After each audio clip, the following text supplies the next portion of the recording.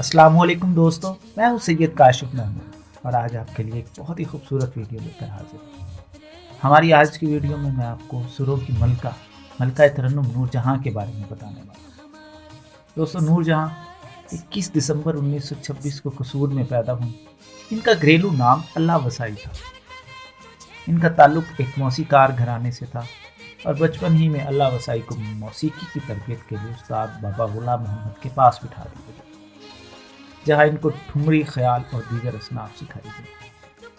سامعین، 1935 میں نور جہاں کلکتہ چلی گئیں، جہاں ان کی ملاقات مختار بیگم سے ہوئی۔ مختار بیگم کو اللہ وسائی بہت پسند آئی اور مختار بیگم ہی نے اللہ وسائی کا نام بی بی نور جہاں رکھا۔ مختار بیگم نے اپنے شوہر آغا حشر کاشمیری کو سفارش کی کہ وہ بی بی نور جہاں کو اپنے تھیٹر میں ملازمہ رکھے۔ نور جہاں نے بہت سی فلموں میں بطور چائلڈ سٹار بھی کام کیا، جن میں پنڈ دی کڑی، مصر کا ستارہ اور 1937 میں بننے والی پنجابی فلم ہیر سیال میں ہیل کے بچپن کا کردار بھی ادا کیا۔ نور جہاں نے 1942 میں فلم خاندان میں مرکزی کردار ادا کیا، جو کافی ہٹ ہوئی۔ فلم خاندان کی کامیابی کے بعد نور جہاں بمبئی منتقل ہو گئی، جہاں ان کی ملاقات سید شوکت حسین رضوی سے ہوئی۔ شوکت حسین رضوی اس دور کے مشہور اداکار اور ہدایت کار تھے۔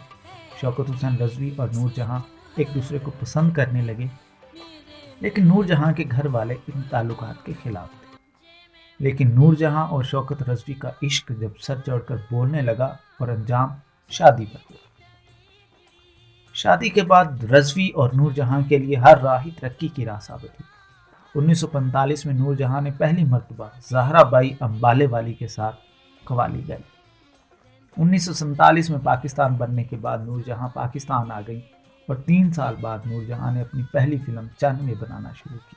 1952 میں نور جہاں کی فلم دوپٹہ نے سارے ریکارڈ توڑ دیے، جن میں ان کا گانا سب جگ سوئے ہم جاگے، تاروں سے کریں باتیں چاندنی راتیں، نے سارے ریکارڈ توڑ دیے۔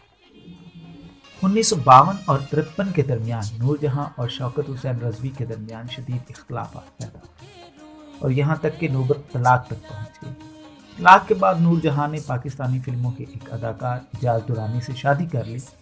اجاز نے نور جہاں کو فلموں میں کام کرنے سے روکا، مگر نور جہاں نے انکار کر دیا۔ مگر جلد ہی نور جہاں نے فلموں میں کام کرنا تو بند کر دیا، لیکن پس پردہ گلوکاری پر اپنی بھرپور توجہ دی۔ نور جہاں کی فنی خدمات کا اندازہ اس